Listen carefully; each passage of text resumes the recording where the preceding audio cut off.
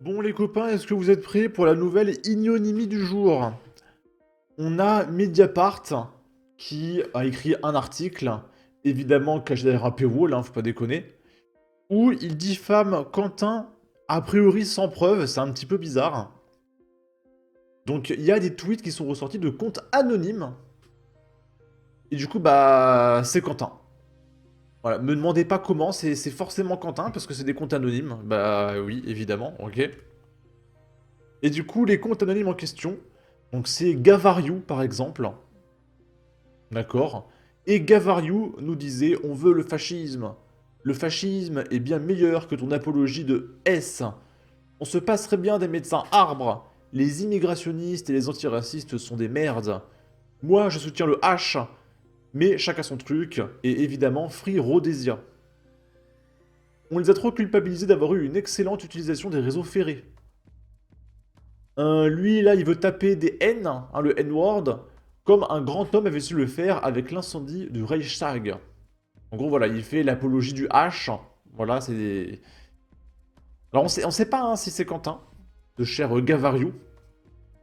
Alors, avant de regarder, parce qu'en fait, il y a une note de la communauté, comme l'écrit l'article de Mediapart lui-même, derrière un paywall, il s'agit de messages anonymes sans absolument aucune preuve directe que ceux-ci sont émanants de Quentin. Et là, on a une autre note. Mediapart affirme bien que Quentin est à l'origine des tweets.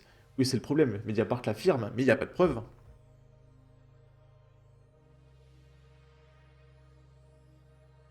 Et du coup, la preuve est là. En gros, il y a eu une boîte noire. On va lire ça.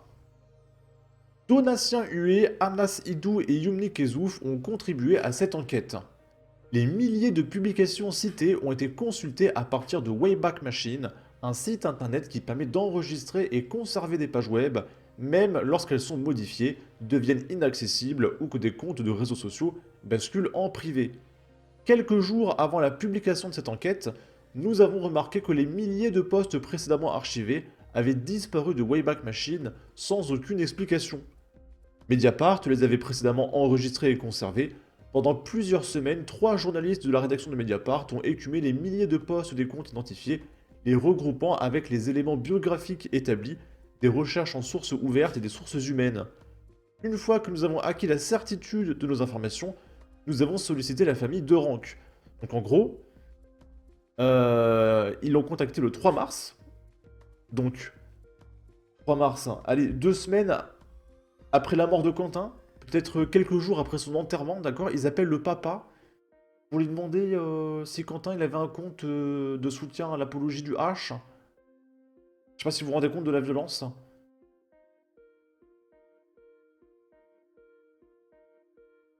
Mediapart a proposé un rendez-vous à Fabien Rajon, l'avocat de la famille de Rank, les 3 et 4 mars 2026. Sans réponse, parce que je peux comprendre. Est-ce que tu as envie de répondre à ça, franchement? Nous avons renvoyé un courrier détaillé le 10 mars, lui faisant part de la découverte des publications de Quentin de Rank sur X, sollicitant un nouveau rendez-vous pour lui en montrer le contenu et prévenir ses parents. Il n'a pas non plus donné suite à cette demande. Donc forcément, c'est qu'il a quelque chose à cacher, donc forcément, c'est que c'est Quentin. Alors, on n'a pas du coup la vraie explication, la vraie source. En fait, c'est bizarre. Alors, on a des journalistes qui ont mené l'enquête, donc c'est vrai. Alors, vous savez quoi? Bah, peut-être que c'est vrai. Voilà. Écoutez, on a tellement pas de preuves, c'est tellement flou. Bah écoutez, on sait pas. Maintenant, moi, la question que je me pose, c'est supposons c'est vrai. Du coup, c'est quoi? Il méritait d'être exécuté, c'est ça? Parce que c'est le but. Hein, c'est de justifier sa mort. Parce que la France Insoumise n'a pas envie d'être accusée de meurtre, hein, ça les gêne beaucoup. Donc ils veulent se dédouaner et montrer qu'il l'a cherché. C'est comme si la jeune garde l'avait tué à cause de ses propos qui viennent d'être leaked par Mediapart. Personne n'était au courant de ces tweets, qu'ils soient vrais ou non. Donc c'est pas pour ça qu'il a été lynché à mort. On pourrait appeler ça une coïncidence. Hein. Moi, je vais en bas de chez moi, je tue un mec. Et oh, il s'avérait qu'il a fait des tweets méchants. Donc est-ce qu'il le méritait? C'est ça la logique en fait de la gauche.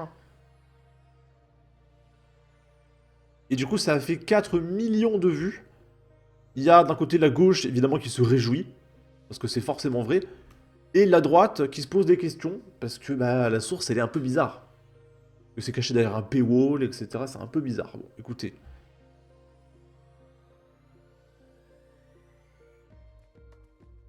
Ça salit la mémoire d'un gamin assassiné avec strictement zéro preuve, attestant des allégations de Mediapart sur l'identité des comptes X dont les screens ont été publiés. Le dégoût.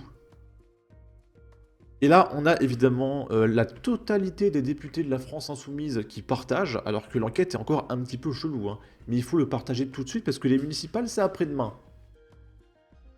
Ils ont besoin d'avoir des votes. Donc il faut montrer qu'ils sont pas méchants et qu'ils ont tué quelqu'un qui le méritait quelque part, ok? Gabriel Catala, député de la France Insoumise.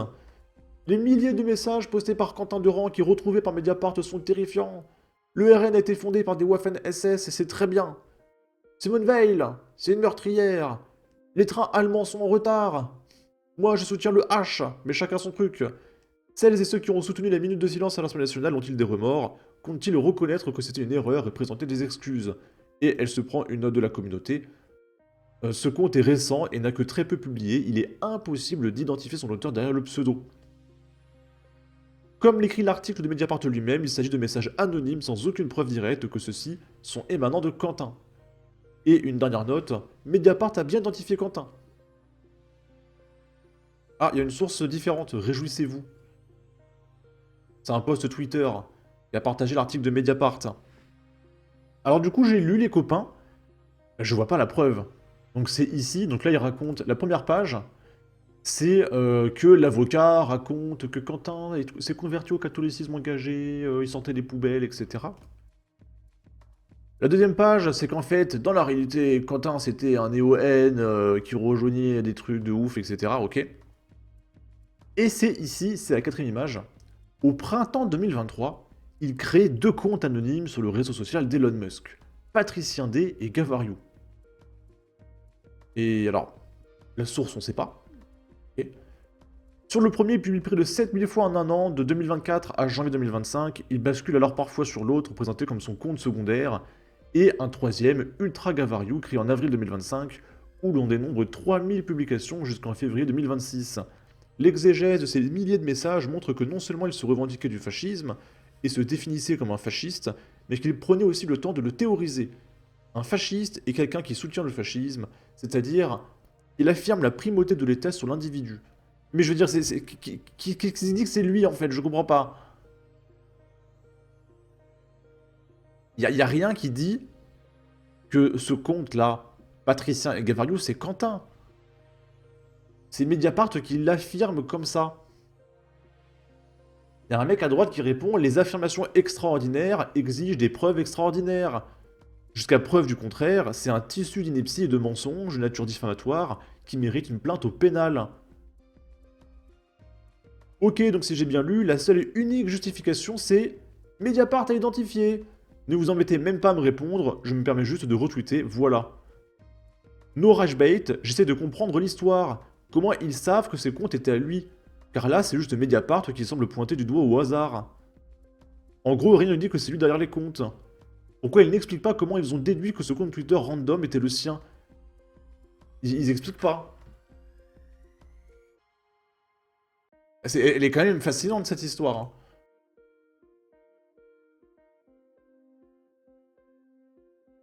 Thomas Porte, député de la France Insoumise, il était des nôtres. Il était de notre tribu. Sébastien Chenu, député RN, au sujet de Quentin Durand. Une tribu de néo-N, une tribu de fascistes. Et il se prend des notes de la communauté. Comme l'écrit l'article de Mediapart lui-même derrière un paywall, il s'agit de messages anonymes sans absolument aucune preuve directe que ceux-ci sont émanants de Quentin. Député de la France Insoumise, Alma Dufour. L'Assemblée et le Sénat ont donc bien organisé une minute de silence pour un facho, pour rester poli. Je l'avais dit sur BFM, le présentateur et le député macroniste Jean-René Cazeneuve en ont hurlé d'effroi.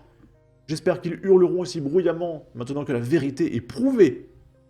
Et elle se prend une note de la communauté. Oh, attendez. Elle m'a pas bloqué. Ok, c'est elle qui a bloqué son compte. Donc, note de la communauté de Alma Dufour. Non, c'est 20 de l'article. Voilà, Mediapart n'a aucune preuve. Ok, ok.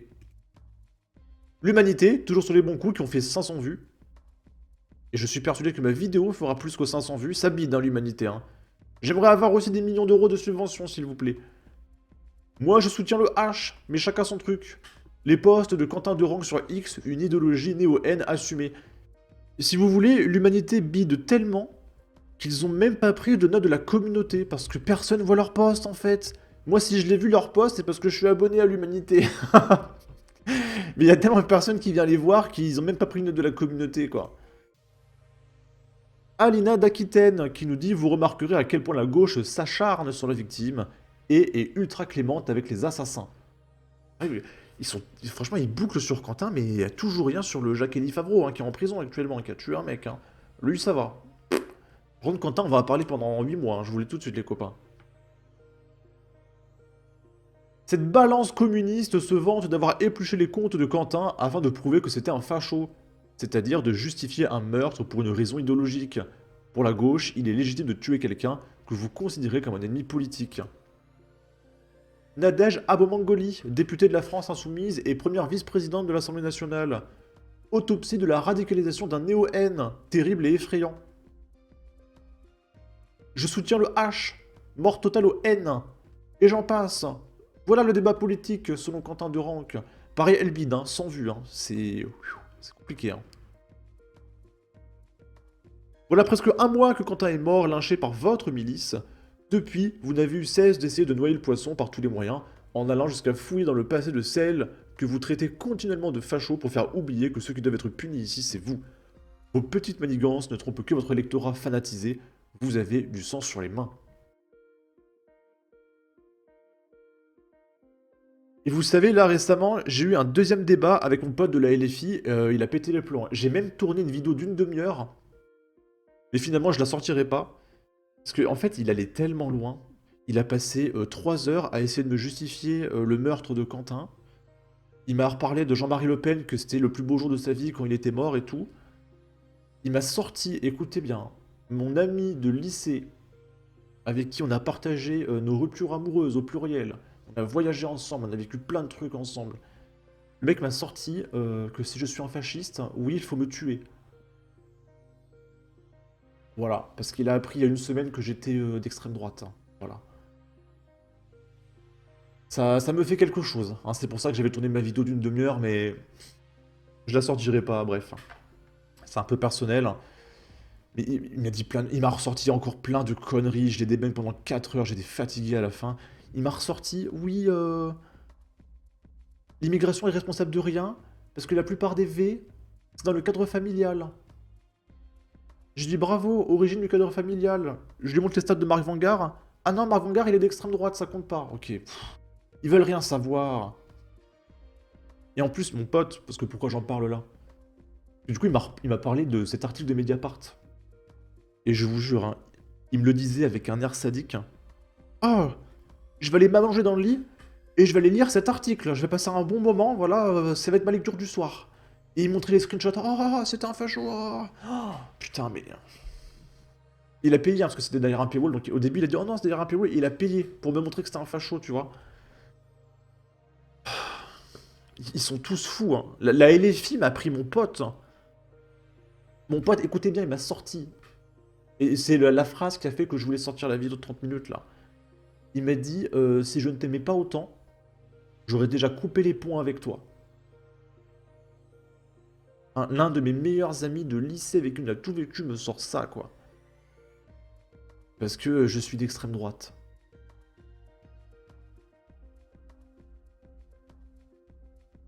Est-ce que vous avez l'impression que je suis d'extrême droite? Parce que je dis qu'il faut pas se moquer de la mort des gens. Il faut expulser les criminels. Ah mais franchement, quoi. Mais c'est ouf. Je suis fasciné. Vraiment, c'est...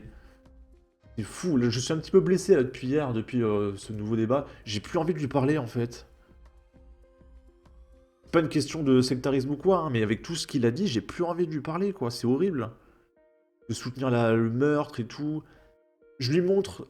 Je lui ai montré plein de tags de gauchistes, c'est un faf, une balle, un policier qui se huide, hein, je peux pas le dire sur YouTube, qui met fin à ses jours. C'est un vote en moins, un faf en moins, etc. Il me dit quoi? Il me dit oh, il faut que tu sortes pour voir des gens. Et genre, c'est moi qui vais pas bien, tu sais. Je lui ai demandé, mais tu te rends compte que t'as un camp de dégénéré mental, en fait? Que vous appelez tout le temps, vous voulez en tuer encore plus et tout.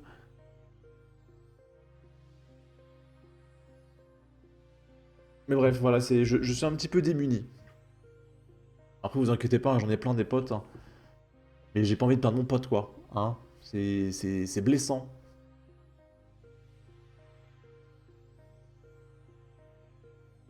Être de gauche, c'est considérer qu'un tueur de gosses ou un terreau ne doivent pas être condamnés à mort et méritent une réinsertion en fin de peine, mais qu'un jeune de 20 ans qui aurait écrit «Vive le H» pour troller sur internet méritait une exécution en place publique. Cro-Blanc qui répond «C'est très malin. On ne saura jamais si ces tweets sont de Quentin ou non, car personne ne les revendiquera, c'est imparable.» Oui, il y a personne qui va dire «Non, c'est faux, c'est moi qui ai écrit ça.» Sinon, le mec, il est mort, en fait.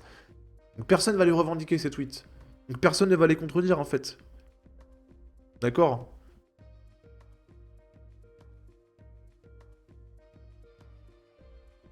Là, c'est l'avocat de la famille de Quentin qui explique qu'il va porter plainte contre plein de personnes, hein, il précise pas qui ont porté atteinte à la mémoire de Quentin.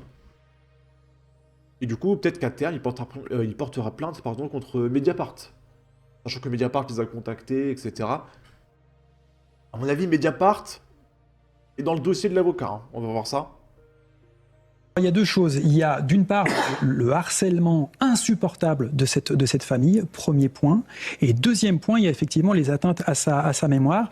J'ai engagé déjà une première initiative vis-à-vis d'une personne qui a gravement attenté à sa mémoire et qui, par ailleurs, exerce la profession d'avocat. C'est un premier point.